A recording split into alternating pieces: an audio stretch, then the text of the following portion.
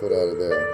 I keep sitting with my foot in a certain way, and it keeps stretching my tendon in a certain way, and it keeps feeling hurt. And so this lotus posture, this Indian style, or however we like to say the cross-legged position, it's not working out, Our toes are opening ridiculously. Every day, consistent toe exercise, and they just eventually always open. Same thing, all the flow. Consistency. Consistency is what you're looking for. If you can be consistent, then everything can build upon itself and start to point itself in that avenue. But if you're always barely pointing here and then you point here, your focus is like a muscle. Where is it going to go? Your focus needs to go here, here, here. You're trying to do for efficiency for what it is you desire. Well, what do you desire? Well, if you desire liberation, then everything can come to this one point of focus of liberation. Liberation for yourself and all beings, perfect. It's beautiful, really wonderful. Enlightened body, speech, and mind. That's a beautiful one point of focus. It will always lead to the greatest of all fruitions. But if our focus always remained divided, going from this place to this place to this place to this place to this place, that's why we can only build up very small. All of our focus stayed right here, right now. Then every one of our activities would build up all the other activities. And surely this is already the case. We just don't notice it in great significance. There's ways to rapidly accelerate us. I talked already about medicine ceremony, but intention is the key. So you can have as much medicine ceremony as you like, 1,000 of them. Without the proper intention, you'll never have lasting realization. With the proper intention, you can transcend the stars. And the proper intention for the unity of all of consciousness, the liberation of all beings everywhere without one exception. It's the intention that embodies the heart frequency, the very center of us all, the very smallest, the most subtle, the one that doesn't care about itself the same way the other things may.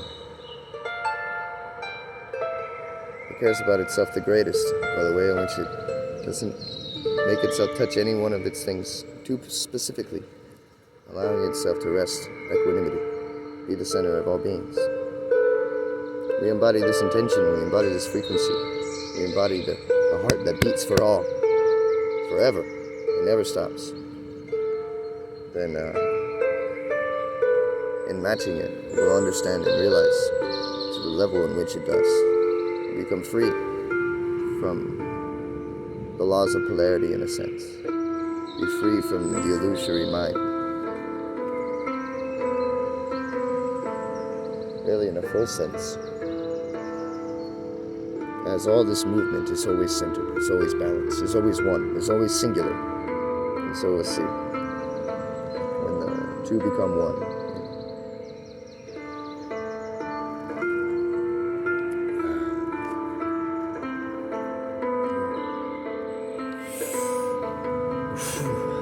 So we breathe. Breathe through the body. Breathe into the feeling. Breathe. All these places. For me, I'm going to be getting much more deeper, rising my energy now. The channels may be different. As I spoke here in this way, sitting up, my neck seemed to loosen itself. I've been letting myself move instead of keep myself fixed. There's a way that the moment moves, motion of everything moves. And we're shaped very perfectly for our arrangement with it, so is all. Eventually we can learn how we move and feel, how a person moves with the world, how it gives great ease to itself. When every one of your pieces love each other equally, they all work together to help in unity, the harmony of movement, make it much more easy. Like the Buddha's life, where he realized it, or where his past life, where he remembered himself to be a bull, pulling a cart in a hell realm. With another little being, and the little being was having trouble, and he could see that he couldn't really carry the weight, and so the Buddha picked up more weight. His bull self picked up more weight to ease his troubled partner, his slave friend. And the demon saw this and went over and smashed his head immediately. He rose to the next embodiment. Compassion is the gateway to the next frequency. It's when you heighten your frequency so much to where you rise in bandwidth, you can no longer exist in that bandwidth without causing disruption to that place of growth. All of these places of growth are equal and necessary, so there's no reason to reject any of them.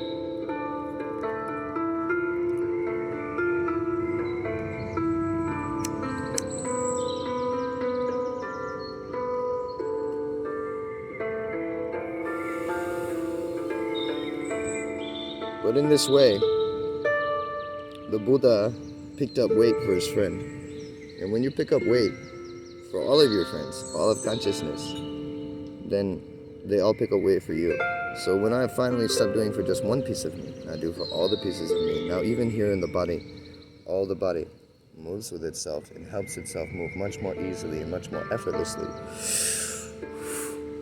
Because you're for all of yourself. And so now all of yourself is for all of yourself and at the ready to be there for all of yourself.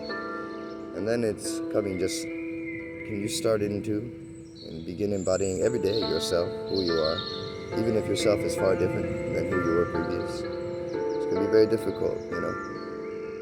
But we'll find as we embody our true self more and more that there's really nothing else we'd like to do. It's the blooming of our lotus. So that's what I'm doing now.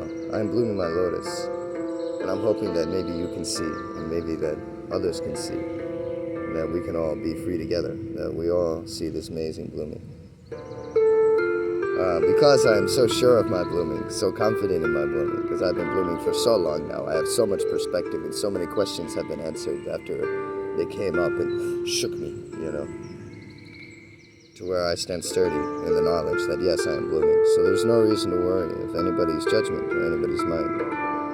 For here I am true, no matter what anybody may think. And so I can see this be true for us always.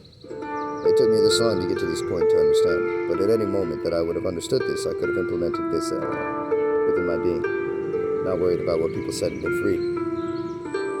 But I'm glad it was this time, after so much realization, so much knowing of who I am, because it was important to know what I wanted to do actually.